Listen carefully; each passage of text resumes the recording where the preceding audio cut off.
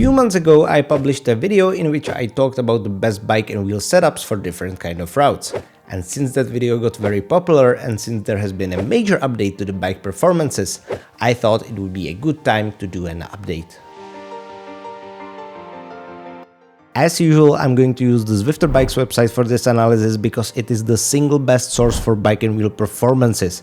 As usual, the link is down below, and even though I'm going to give you a good summary, it is very worth it to play with it yourself and tailor it down to your situation. This time it is also going to get a little trickier because we now have bike upgrades that influence each bike differently. For the purpose of this video, I'm going to assume you are having a level 5 bike or will have it in the future, as for most people any other comparison does not make really sense, and the requirements to upgrade one of the good bikes aren't that steep. For each type of route I'm going to list 3 best non-Tron bike frames and 3 best wheel sets. With the bike frames I'm also going to include a comparison to fully upgraded Tron bike, but as the requirements to upgrade Tron bike are insane, I'm going to also compare them to Tron bike without any upgrades. Also in this video, I won't consider any other Halo bikes besides the Tron. The rider settings I'm going to use are height of 180 centimeters, weight of 75 kilos, FTP of 300 watts and power output of 250 watts.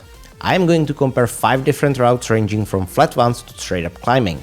For frame comparisons, I'm always going to use the same wheel set. For wheel set comparison, I'm always going to use the same bike frame. The first route is Magnificent 8 as a representative of flat routes. I know that there are flatter options, but the results for anything flatter than this are almost exactly the same. As you can see on the screen, the top 3 bikes are almost equal in terms of performance, and so are the best 3 wheel sets. The fully upgraded Tron bike is about 3 seconds faster on this route, which is negligible compared to the insane upgrade cost. The Tron bike without any upgrades do not stand a chance compared to fully upgraded standard bikes. The second route is Volcano Climb as a representative of a rolling course.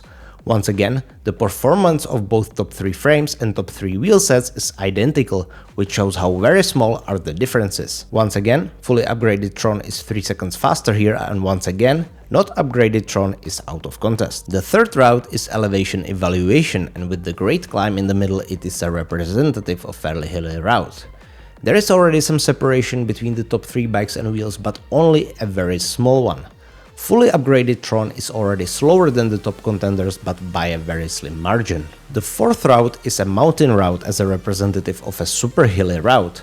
Once again, a very slim separation between the top 3 bikes and wheels, however, Tron is already pretty significantly behind here. And finally, Ventop as a representative of a pure climbing route. For bike frames, there's a clear winner here. For wheels, it's a tie between the lightweight Melensteins and 2 other paid options. Tron is absolutely useless on a route like this. Since it is unlikely you will have enough drops and kilometers ridden to have a fully upgraded arsenal of the bikes anytime soon, it is good to say what is the best upgrading strategy. First and foremost, don't bother with the Tron. If we account for the 3 basic bikes you need to upgrade first to even be able to start upgrading the Tron, the cost of upgrading Tron to level 5 is over 11 million drops and 10,000 kilometers ridden. That's simply not realistic nor wise for most people, and as you could have seen, it's best only up to somewhat hilly routes. For the price of upgrading the Tron bike, you can upgrade 6 top contenders, which probably isn't necessary, but just to demonstrate how insane the cost is. So here's my recommendation. As your first bike, fully upgrade the frame that's somewhat good on most routes. For me that's as works as a lathe, but you can go with the Canyon, Pinarello or the Cannondale with any issues. Secondly, upgrade the climber. Specialized Ethos is the clear winner here.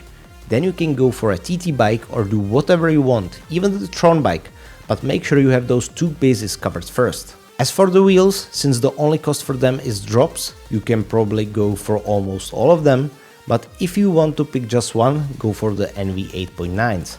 They are good from totally flat to pretty hilly, and as a bonus, they look really cool. Thank you guys for watching. If this video has been helpful, please like, subscribe, and I'll see you next time.